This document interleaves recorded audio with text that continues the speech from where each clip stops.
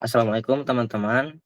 Perkenalkan kami dari kelompok 3 akan menjelaskan project kita terkait proses machine learning, eee, terhadap dataset phishing menggunakan berbagai model yang bakal kita uji, bakal kita jelaskan dari tahap awal pre-processing, hingga akhir modeling. Di tahap pertama, di bawah ini merupakan tahapan pertama yang biasa dilakukan untuk mengimport semua library yang dibutuhkan seperti data handling, data splitting, pre-processing, dan lainnya. Kita langsung lihat ke kodenya. Di sini kita mengimport untuk data handling, Pandas dan NumPy untuk, proses perhitungan numerik, kemudian data splitting untuk split data nanti, kemudian, pre-processing, kemudian feature selection dan model. Di sini kita mengimport, model scalar, kemudian ada XGBoost, LikeGBM, kemudian, library evaluation dan visualisasi untuk menampilkan grafik yang nanti akan kita perlihatkan. Kemudian, untuk data collection di sini kita, mengimport dataset secara lokal untuk phishing URL datasetnya. Kita di sini coba read, apa, data head untuk masing-masing kolom dan menampilkan 5 data teratasnya. Di sini ada 56 kolom yang dapat kita lihat. Kemudian untuk tahap keduanya, ini kita akan melakukan penghapusan untuk beberapa kolom yang tidak terlalu terpakai. Eee, Setelah itu dilakukan pembagian data untuk features dan target atau X dan Y-nya. Di sini tuh kita, bikin apa, kolom baru untuk dev clean, di mana dev clean-nya adalah data yang free drop yang sudah dibersihkan. Kita kayak, ngedrop, kolom-kolom yang nggak pakai, kayak nama file, terus, URL-nya, yang nanti disimpan di dev clean-nya. Terus nanti kita pisahin yang mana yang bakal jadi X dan, yang mana yang bakal jadi Y-nya, buat jadi target atau label yang kita tunjukin kalau URL ini tuh, phishing apa bukan. Terus nanti datanya bakal kita jadi, bagi bagi untuk 3 bagian, ada data train, data validation, sama data test. Ini datanya tuh kalau ditotalin ada sekitar 230 ribuan yang sudah kita bagi, kemudian kita, eee, kita posisikan. Untuk tahap ketiganya, di sini adalah tahap EDA, di mana ini akan melakukan, data, pre-training. Di sini tuh kita bikin 2 visualisasi. Yang pertama itu adalah, visualisasi grafik batang, di mana ada 2 label. Label 0 ini adalah menandakan, data latihan kita, data training, kemudian label satunya adalah, banyaknya URL phishing yang terkonfirmasi phishing. Datanya tuh nggak terlalu balance karena ada perbandingan gap lah di sini, nggak terlalu 50-50. Kemudian untuk visualisasi kedua, ini ada heat map, correlation, dan kita bisa lihat banyak sekali data yang hampir mendekati ke arah satu, baik itu satu ataupun min satu, yang berarti, eee, banyak fitur numerik yang punya korelasi cukup besar satu sama lain. Kemudian kita lanjut ke tahap keempat dan kelima yang akan dilanjutkan oleh rekan saya. Oke, baik. Terima kasih. Nah, setelah tadi kita pembagian data dan segala macamnya, masuk pada proses, selanjutnya itu processing pipeline menggunakan feature selection. Nah, di tahap ini tuh kita, memisahkan numerical dulu untuk misalnya, agar, data yang kosongnya itu bisa kita isi dulu, gitu. Nah, untuk, dan selanjutnya juga, yang kategorikal juga emang kita untuk di one hot encoding. Jadi, biar, ke depannya tuh si kolom-kolom yang emang, numerikal dan kategorikal itu bisa dimasukin gitu ke visualisasi selanjutnya ataupun dalam, tahap trainingnya. Nah, Untuk selanjutnya juga langsung ke tahap keenam, yaitu memanggil model-model yang, udah dijelaskan sebelumnya. Nah, di sini pun, kita menggunakan 10 model, yaitu Logistic Regression, SGD Classifier, KNN, SVM, Decision Tree, Random Forest, dan lain sebagainya. Nah, kenapa sih kita menggunakan 10, model ini tuh, karena, untuk perbandingan saja, apakah, eee perbandingan model lebih dari 2 itu, ada hasilnya yang lebih bagus, kan awalnya kita juga emang menggunakan, model-model yang, seperti XGBoost dan LightGBM yang emang hasilnya juga udah lumayan baik, cuman ternyata, eee, kita mencoba untuk perbandingan, eee, dari model-model yang lainnya juga. Nah, di sini tuh, di tahap keenam tuh ada, fit the model on the process training. Nah, jadi di sini tuh, proses di mana kita tuh, eee, nyatuin, datanya biar, si scaling gitu. Jadi, si datanya tuh, eee, nggak beda jauh. Jadi kalau, ada yang kayak yang ribuan ataupun puluhan tuh disatuin jadi kayak nol ataupun satu. Jadi biar datanya tuh, dihitungnya nggak jomplang banget. Nah, di sini pun, sudah terlihat ya ada hasilnya beberapa model untuk, F1 score-nya. Nah, bisa kita lihat kalau misalnya, eee, hasilnya tuh emang, sudah bagus. Cuman model yang, paling bagus tuh di MLP Classifier, yang di mana hasilnya tuh 99,9%, 98. Nah, untuk F1 score-nya tuh 99,98% juga, yang dilanjutkan sama XGBoost, SPM, Rainforest.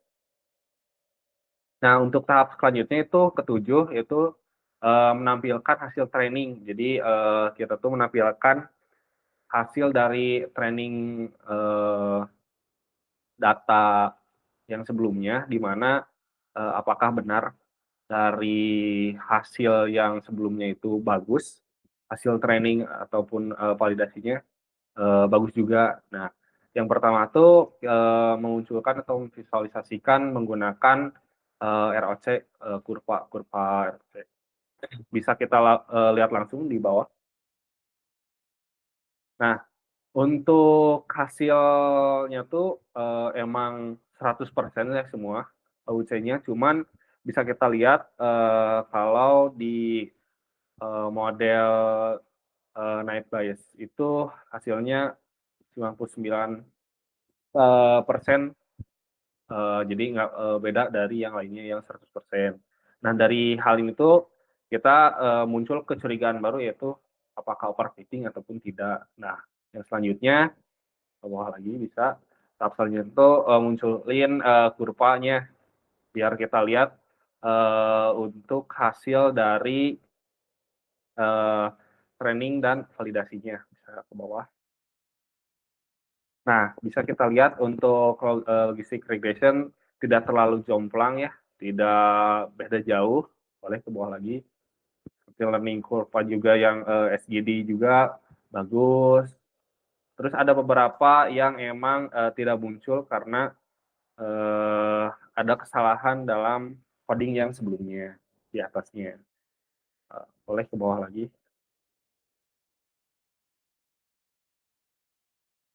Nah, jadi, untuk kurva ini tuh emang, ada beberapa yang, overfitting seperti, like GBM yang emang hasilnya bagus, cuman, eee, boleh ke atas sedikit,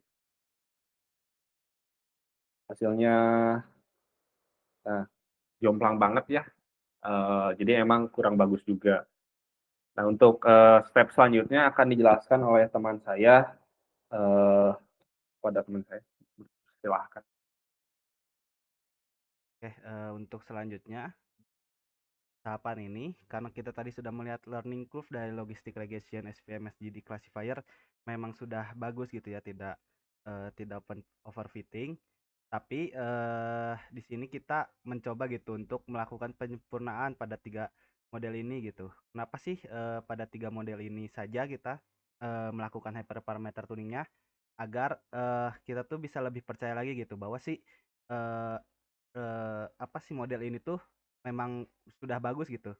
Dan ketika di hyperparameter tuning di mana hasilnya itu pasti akan lebih bagus gitu. Makanya kenapa kita coba di logistic regression, SVM dan SGD classifier yang dimana kita membuat eh, kita ngeprint dulu hyperparameter tuning untuk logistic regression, lalu kita create a pipeline for logistic regression dan define the hyperparameter search space.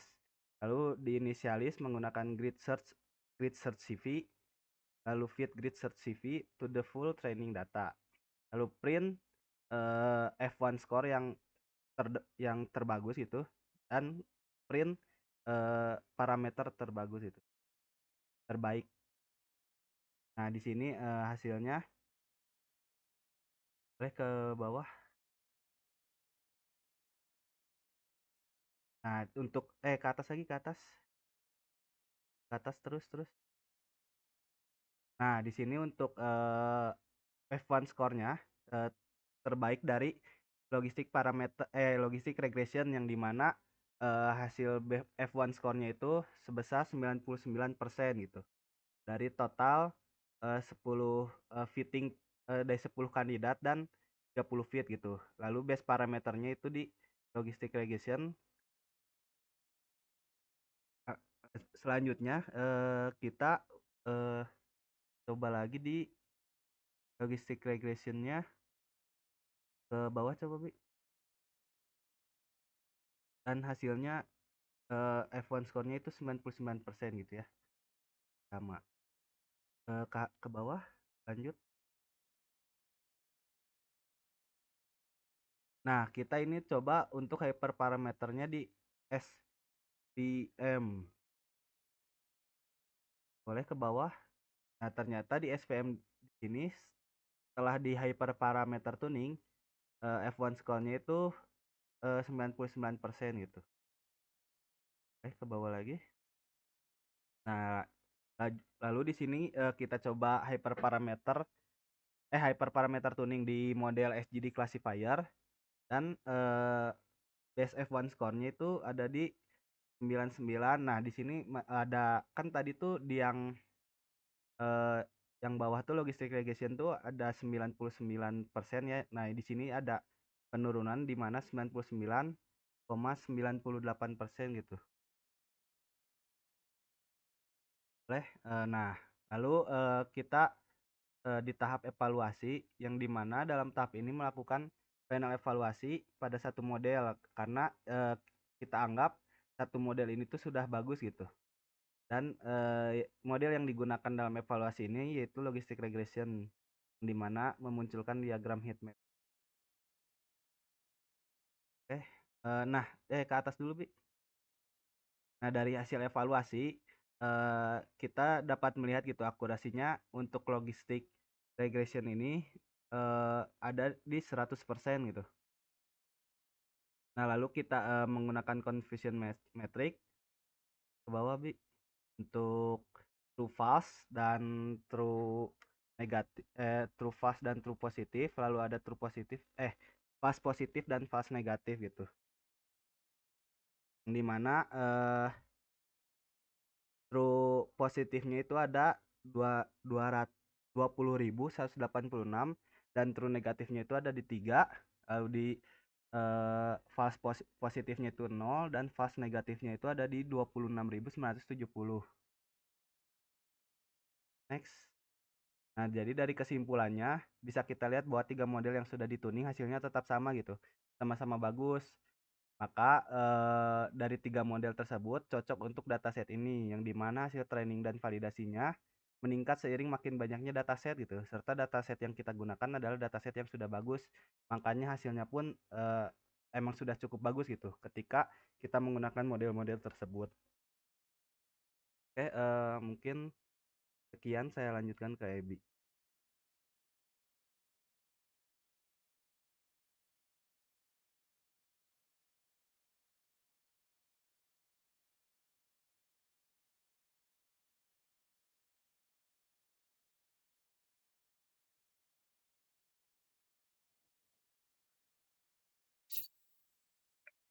Oke teman-teman, begitu saja penjelasan kita tentang, project yang kita buat ini.